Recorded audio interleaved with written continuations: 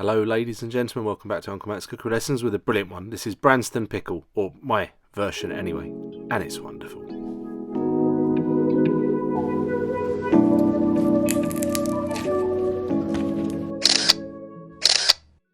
Hello, in this video I'm going to be having a go at making my version of this stuff, Branston Pickle. Much beloved in the UK. If you're from anywhere else, you may not have heard of it. It's basically a chutney. Goes wonderfully with cheese. So a cheese and pickle sarnie, which is a sandwich, is just incredibly popular in the UK.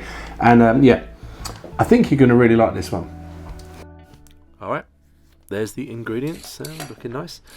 And I'm going to be preparing the vegetables. I'll put two recipes in the description. One is exactly the one I've done. It's more for those people trying to reduce their calories, sugar and carbs and things, and a more regular one, so you can choose which one you want.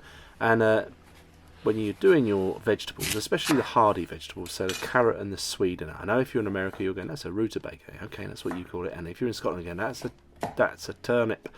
I know, but it's called a Swede, alright? Anyway, so we dice those up nice and evenly, and connoisseurs of a Branston pickle will like the original, so I'm trying to stick close in size to the original. There is an abomination you can buy now, which is like a really finely chopped up one, which will go, apparently it's easier to put in a sandwich, but it's an abomination.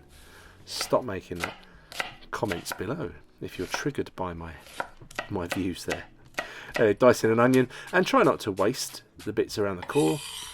Cost of everything nowadays, this is you know, having food could be one of those things that we remember as being a luxury, so don't waste the bits of onion. And a cauliflower there, I'm sort of roughly hacking up some chunky bits, some not so chunky bits, so some of that's going to break down and melt into the sauce, and some bits will stay whole. It's all very nice. So into a big pot. What else have we got? Half a courgette, or a zucchini, separated by a common language, aren't we? And yeah, just sort of pick a size with that. The sort of slightly softer veggies are going to break down a bit more, so you could do a bit bigger if you like.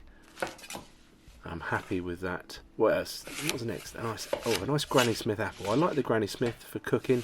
I think they've got a firmer texture, and you know, I like it. And leave the skin on. It's much healthier when you eat fruit if you eat the skin of the fruit as well.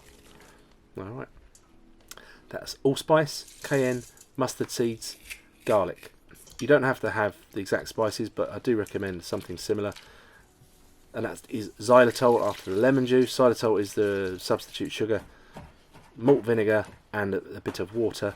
And normally this classic recipe I think would just be dates, but I've added prunes as well to help with the sort of sweetness and the colour. So the two recipes you'll see in the description will be slightly different there. And then I forgot those.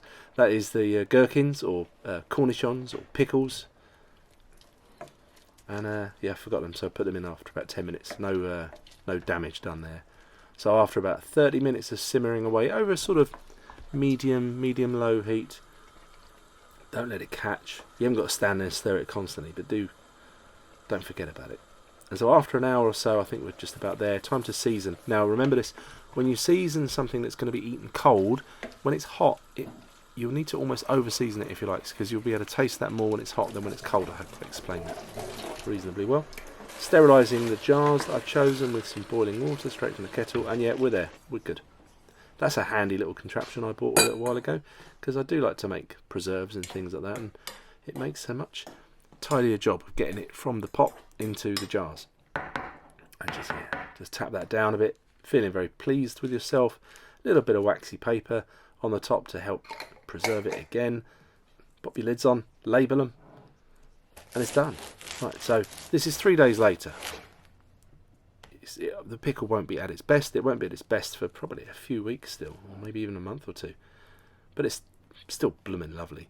So there we go. This is the mystical cheese and pickle sarnie.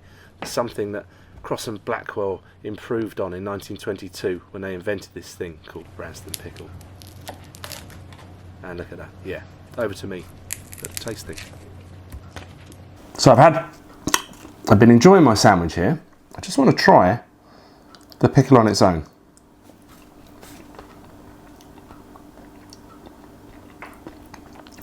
To me, that is that. I've made that. Have a go at this. This one's a bit darker.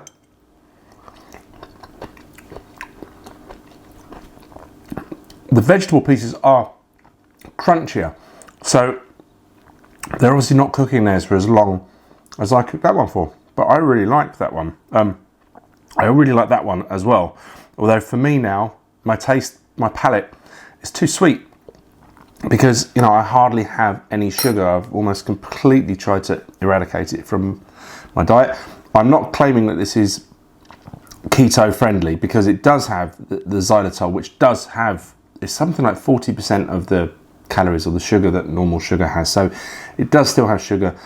I've cut it down and I've put some whole fruit in there, more fruit, like more prunes and dates. So that's definitely going to be good for me on my diet, where I'm just basically not doing keto, but I'm really cutting down on the carbs and sugar. So that's great. I really love it. And a little bit of good news happened last night. In fact, my channel finally hit the 20,000 subscriber mark, and it's only taken nearly 5 years to get there. So, you know, I suppose we keep persevering and keep creating videos, and you never know, one day if enough people like it or share it and make comments and subscribe and what have you, YouTube might get a message that there's something quite good here. Anyway, I really hope you do that. I hope you enjoy these videos, and I'll continue to make them. Anyway, and thank you ever so much for watching this one, and I'll catch you again pretty soon. Bye then. It's this one. This is the one.